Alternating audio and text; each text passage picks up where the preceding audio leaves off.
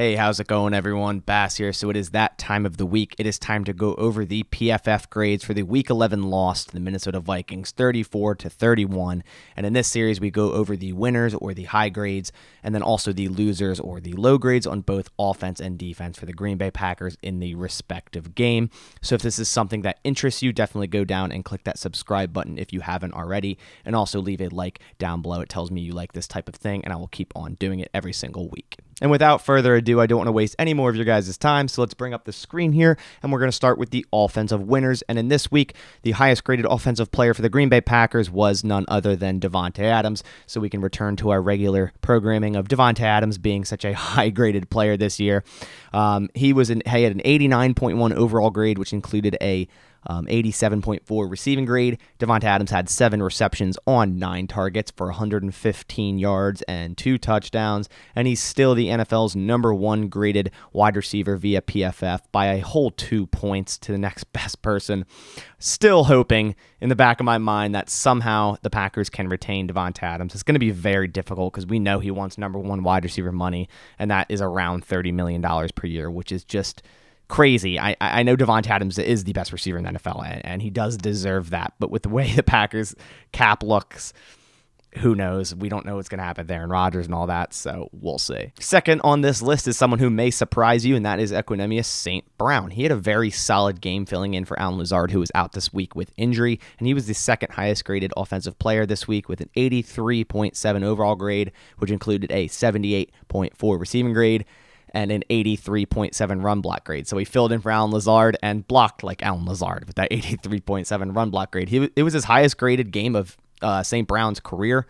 He only had 2 catches on 2 targets, but it went for 43 yards. Both of them really nice grabs and run after the catch and all that. But he also had an 11-yard rush on a end around, which I liked seeing Matt LaFleur run with him. I would like to see that also with Amari Rodgers. And he impressed me this game. Equanimetus St. Brown, back in his rookie year, showed some flashes that you want to see in young receivers, and you thought, hey, this guy has a lot of skill, a lot of talent if he could put it all together. And he showed those same flashes in this game. So who knows if we get to see more of St. Brown when Allen Lazard returns, but he's gotten a lot of chances in this team and in this offense, so it's nice to see him finally have a decent game. So although Aaron Rodgers and Marquez Valdes-Scantling are the next 2 highest graded offensive player this week, I wanted to go with Josiah Deguara here because we always talk about Aaron Rodgers and MVS. They're both very good players and they're graded highly a lot. But Deguara has kind of been on the flip side in recent weeks, pretty much all year, kind of on that low side. And he was the 5th highest graded player on offense this week. He had a very solid game, finally. He had a 76.9 overall grade, a 69.4 receiving grade, and a very nice 84.7 run block grade. Deguara had 2 catches on 2 targets for 37 yards, and of course that touchdown where Aaron Rodgers escaped left, looked like he was about to run, and throws a really nice cross-body throw. Reminded me of that divisional throw to Richard Rodgers against the Cowboys. Really nice throw and catch there by Rodgers to Deguara. And he finally looked good in the blocking game. Deguara has not been a good blocker this year at all. And Tunyon's been even worse. But now that Tunyon's gone, we're seeing more of Deguara, and he looked really good in the blocking game, as I said. And he will be a big part of this offense down the stretch, as I said, with Tunyon being gone. Moving on to the offensive losers this week, and it's literally the entire offensive line. Sans Elton Jenkins, obviously he tore his ACL, but he did play decent this game until he did that. Such a shame that we lost Elton Jenkins. We didn't even get to see Bakhtiari play with Elton Jenkins this year. Just awful. But for the offensive losers, literally every other lineman. For the 5 lowest graded offensive players with a minimum of 10 snaps were offensive linemen. They gave up 10 total pressures this week, and they were also extremely poor in the run blocking game.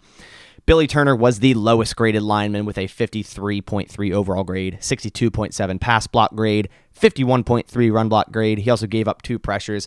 Just a really weird game by Billy Turner. He's usually very solid. It's one of those offensive linemen that you don't really talk about, which is a good thing to an extent. You never really have to talk about him because he's always kind of holding his own there on the right side, but just a bad game from him this week. The second lowest was Lucas Patrick, filling in at center here still for Josh Myers until he returns. He had a 54.4 overall grade, so it's slightly higher than Billy Turner, but still awful.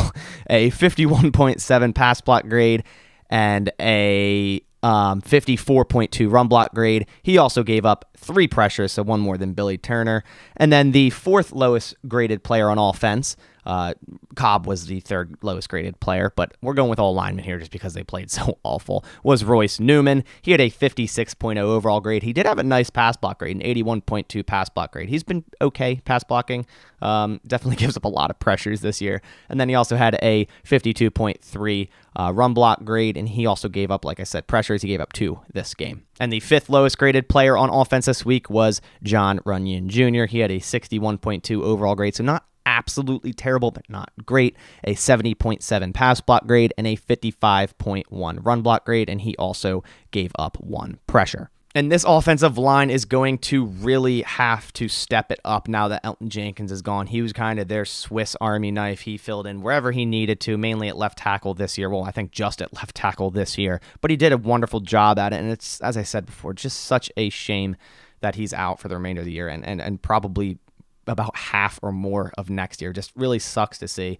But this offensive line played terrible in this game, and they're really going to have to step it back up until Bakhtiari at least returns to get some reinforcement there, as well as Josh Myers, which Bakhtiari at the minimum, at the earliest, will be back week 14 after the bye, but I don't even see that happening. I see week 15 or 16, so they're really going to have to step it up. Josh Nijman will play left tackle like he did in 3 games earlier this year, while Elgton Jenkins was also out with injury. And Josh Nijman filled in well. He played well in that stretch of 3 games, and he also played decently, pretty well in the 10 snaps he filled in after Elgton tore his ACL in this game. Now, flipping it over to the defensive side, starting with the defensive winners, our highest graded defender this week was none other than Preston Smith. He had an 88.2 overall grade, 59.3 run defense grade, a 30.1 tackle grade. That's so low because he missed 2 tackles, and a whopping 90.5 pass rush grade.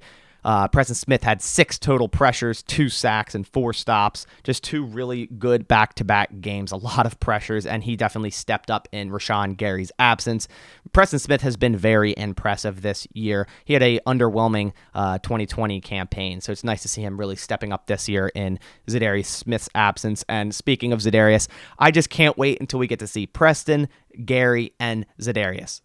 Hopefully. Next up, we have Kingsley Keke, who returned from that concussion injury his first week back. He was the 2nd highest graded player this week on defense, and he also played excellent against Pittsburgh earlier this year.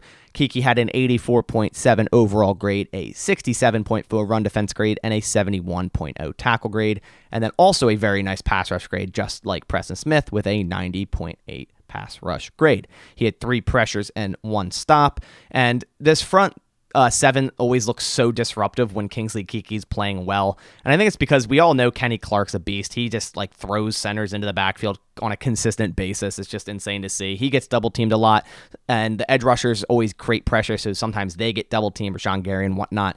So it allows players like Kingsley Keke to always face single team, blocking and be able to get to the quarterback and wreak havoc on the offense, which he did this week. Finally, for the offensive winners, we have Tyler Lancaster. If you are a frequent watcher to this series, we can all take a clap for Tyler Lancaster. He is finally on the defensive winners list. I think he only was one other time. I think it was week 3 against San Fran, but I think he's been on the defensive losers list every other episode.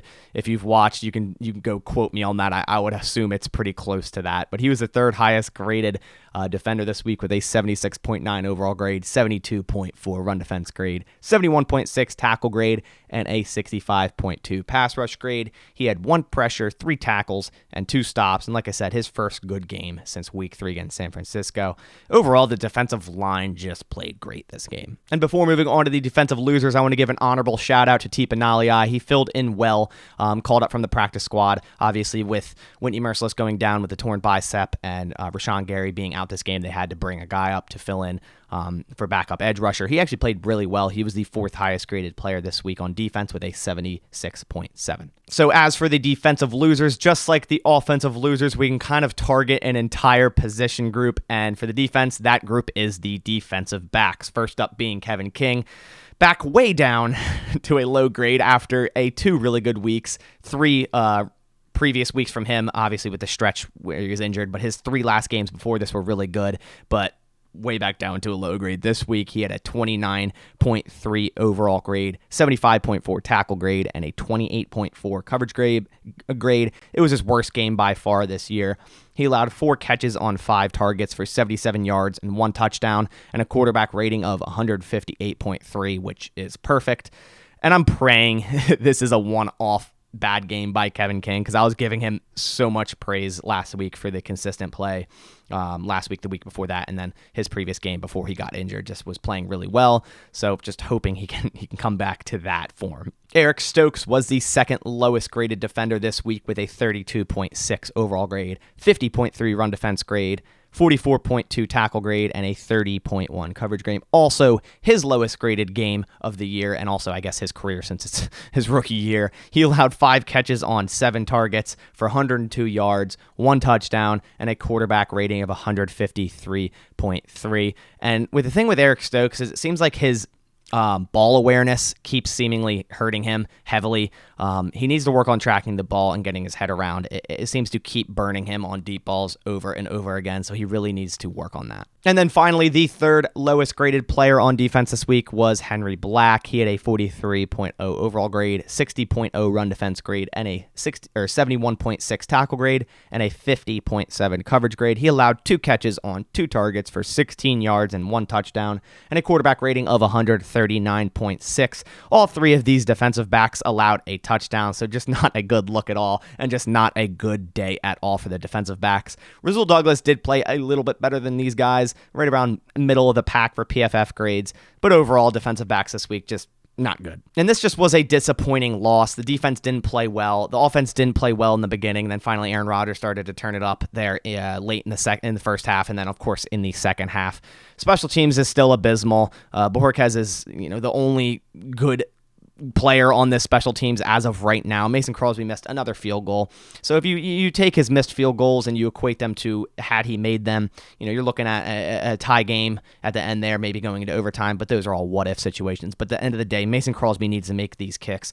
I don't believe the Packers are going to move on to him, nor should they, but move on from him, nor should they, but he needs to make these kicks. It doesn't help that they keep switching up personnel. They switched from J.K. Scott to Bojorquez, and then they switched from Hunter Bradley to Steven Virtle. So it definitely doesn't help in that regard, but overall, Crosby needs to make these kicks. But that about does it for today's video. Let me know what you think down in the comments of these grades. Do you agree with them or do you disagree with them? Overall, just give me your thoughts down below. And on that note, I'll catch you on the next one. As always, go Pack Go.